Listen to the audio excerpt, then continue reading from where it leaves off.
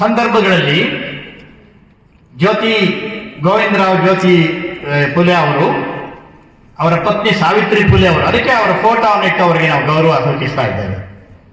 ನೀವು ಓದಿ, ನಾನೇನು ಹೇಳೋದಿಲ್ಲ ಅದ್ರ ಬಗ್ಗೆ. ಮೊದಲು ಸಾರಿ ಭಾರತದಲ್ಲಿ 1842ರಲ್ಲೇನೆ ಹೆಣ್ಣು ಮಕ್ಕಳಿಗೆ ಸ್ಕೂಲ್ ತೆಗೆದಂತ ಮಹಾನ್ ನಾಯಕಿ ಆಕೆ. ಎಲ್ಲರೂ ಸಗಣಿ ಗಂಜಿಲ ಹಾಕಿದ್ರು ಕೂಡ ಈ ಒಂದು ಸಮಾಜದ ಹೈರಾರ್ಕಿನಲ್ಲಿ ಆ ದೀನದಲಿತ ಹೆಣ್ಮಕ್ಳ ನಾಲ್ಗೆ ಮೇಲೆ ಅಕ್ಷರ ಬರೀಲೇಬೇಕು ಅಂತ ಶಬ್ದ ಮಾಡ್ತಾರೆ. ಅತ್ಯಾಚಾರಕ್ಕೆ ಒಳಗಾಗಿ ಚಿಕ್ಕ ವಯಸ್ಸಿನ ಹೆಣ್ಮಕ್ಳು ತಾಯಿಯಂದಿರಾದಾಗ ಆ ಮಕ್ಕಳಿಗೆ ಒಂದು ಗುಪ್ತ ಪ್ರಸೂತಿ ಗೃಹವನ್ನು ಮಾಡಿಸಿ ತನ್ನ ದತ್ತು ಮಗನನ್ನೇ ಅದಕ್ಕೆ ಡಾಕ್ಟರ್ನಾಗಿ ಮಾಡಿರ್ತಾರೆ. ಅನೇಕ ಕೆಲಸಗಳನ್ನ ಆಯಮ್ಮ ಮಾಡಿದ್ದಾರೆ ಪ್ರಗತಿ ಪರವಾಗಿ, ಎಷ್ಟೇ ತೊಂದರೆ ಕೊಟ್ಟರು ಕೂಡ. ಅದನ್ನು ಆಮೇಲೆ ಬರೋಡ ಮಹಾರಾಜರು, ಶಾಹು ಮಹಾರಾಜರು, ಮೈಸೂರು ಮಹಾರಾಜರು ಇವರೆಲ್ಲ ಕೈಗೆ ತಗೊಳ್ತಾರೆ ಅಂತ ಕಾರಣಗಳನ್ನ. ಇಂದಿರಾ ಗಾಂಧಿಯವರು ಕೂಡ ಮಹಿಳೆಯರಾಗಿದ್ದರು, ಹೆಚ್ಚಿನ ಸಮಯ ಕೂಡ ಅವರೇ ಆಳಿದ್ರು. ಮಹಿಳೆಯರ ಶಕ್ತಿಯನ್ನು ಮಹಿಳೆಯರ ಮುಂದೆ ಹೊಗಳಿಕೆ ಹೇಳಿ ನಾನು ಮುಖಸ್ತುತಿ ಮಾಡಲಿಕ್ಕೆ ಬಯಸೋದಿಲ್ಲ. ಇರೋ ವಾಸ್ತವಾಂಶಗಳನ್ನು ಎರಡು ಪುಟ್ಟದಾಗಿ ಹೇಳಲಿಕ್ಕೆ ಬಯಸ್ತೇನೆ.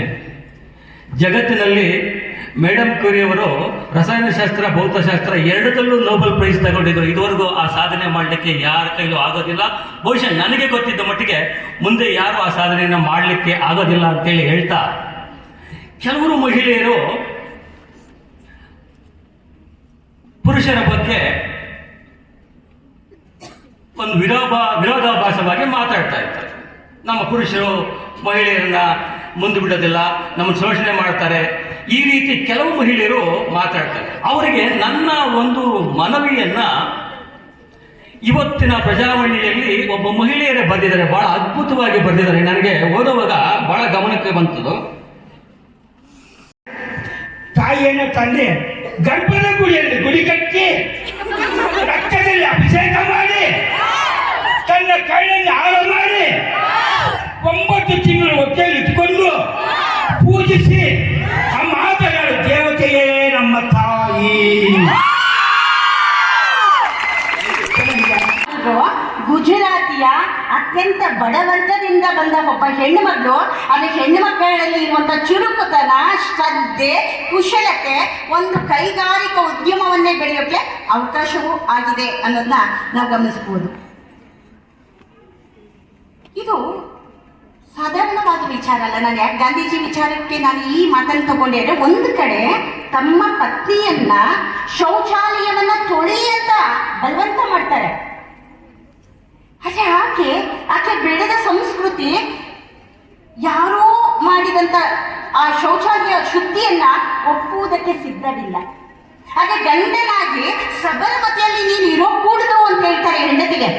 ನಿಂಗೆ ಅಕ್ಕಿಲ್ಲ, ಇಲ್ಲಿ ನೀನು ಶೌಚಾಲಯವನ್ನ ತೊಳೆದಿದ್ರೆ ನಿಂಗೆ ಅಕ್ಕಿಲ್ಲ ಅಂತ ದಬ್ಬಾಳಿಕೆನೂ ಮಾಡ್ತಾರೆ. ತುಂಬಾ ದುಃಖ ಪಡ್ತಾಳೆ ಕಸ್ತೂರಪ್ಪ. ಗಾಂಧೀಜಿಗೂ ಆ ಹರಿವಿದೆ. ಅವರ ವಯಸ್ಸಿನ ಕೊನೆಗೆ ಒಂದು ಮಾತನ್ನು ಹೇಳ್ತಾರೆ. ಅದು ಅವರ ಬದುಕಿನ ಅನುಭವದಲ್ಲಿ ಕಲಿತ ಪಾಠ ಏನು ಅಂದ್ರೆ, ನೆನಪಿಡಿ, ನಿಮ್ಮ ಮಡದಿ ನಿಮ್ಮ ಆಸ್ತಿಯಲ್ಲ.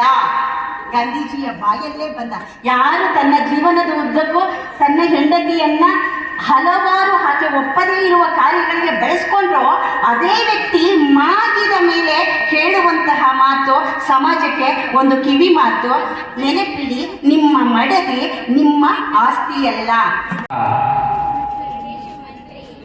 ಶಯನೇಶು ರಂಭ ಕರಣೇಶು ಮಂತ್ರಿ ಹೇಳಿ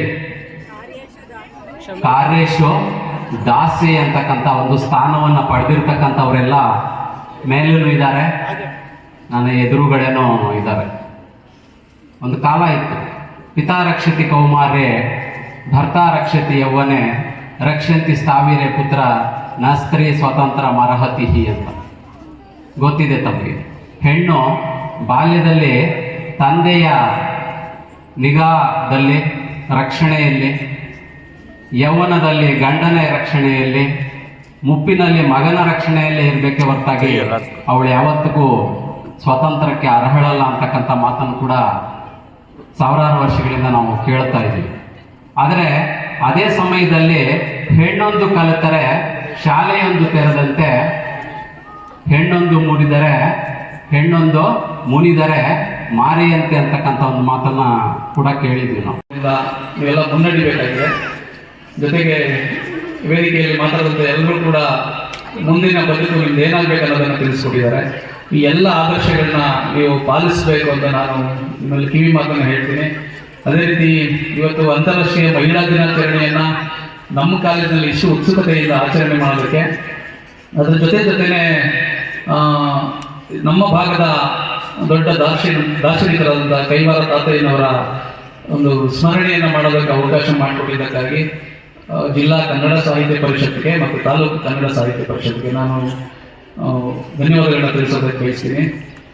ಜೊತೆಗೆ ಇವತ್ತಿನ ಕಾರ್ಯಕ್ರಮವನ್ನು ಅತ್ಯಂತ ಯಶಸ್ವಿಯಾಗಿ ರೂಪಿಸೋದಕ್ಕೆ ನನ್ನ ಕಾಲೇಜಿನ ಎಲ್ಲ ಅಧ್ಯಾಪಕ ಮತ್ತು ಬೋಧಕೇತರ ಸಿಬ್ಬಂದಿಯವರು ಶ್ರಮವಹಿಸಿ ತುಂಬ ಅಚ್ಚುಕಟ್ಟಾಗಿ ಕಾರ್ಯಕ್ರಮವನ್ನು ನಿರ್ವಹಿಸಿಕೊಟ್ಟಿದ್ದೀರಿ.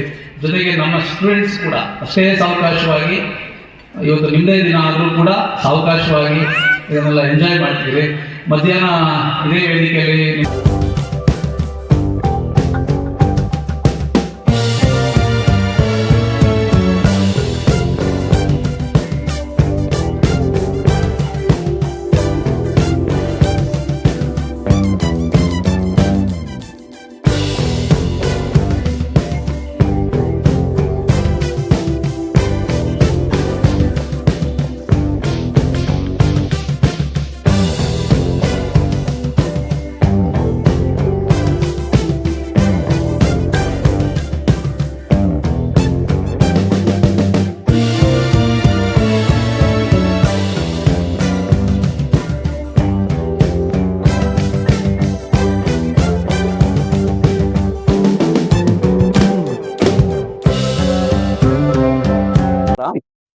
ಎಲ್ಲರಿಗೂ ಅಂತಾರಾಷ್ಟ್ರೀಯ ಮಹಿಳಾ ದಿನಾಚರಣೆಯ ಶುಭಾಶಯಗಳು.